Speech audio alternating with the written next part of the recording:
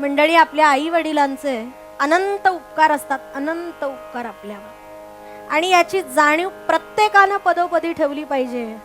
कारण आज समाजामध्ये जर उघड्या डोळ्यांनी आम्ही बघितलं तर कितीतरी अशी अनाथ मुलं आहेत की ज्यांना आई वडिलांचं प्रेम, संरक्षण, छाया, माया काहीही मिळालेलं नाही. मग त्या मानाने ज्यांनी आपल्या पोटाला चिमटा घेऊन आम्हाला अन्न भरवलं, तळ हाताच्या फोडाप्रमाणे ज्यांनी जपलं, अशा आई वडिलांचं ऐकण्यामध्ये कमीपणा वाटण्याचं काहीच कारण नाही.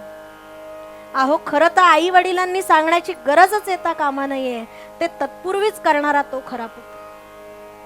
नोकरीवर ठेवणाऱ्या, अन्नासाठी पगार देणाऱ्या मालकाचं वाटेल ते बोलणं आम्ही सहन करतो ना, मग आपल्या आई वडिलांचं ऐकण्यामध्ये अप्रीती, संकोच का वाटावा?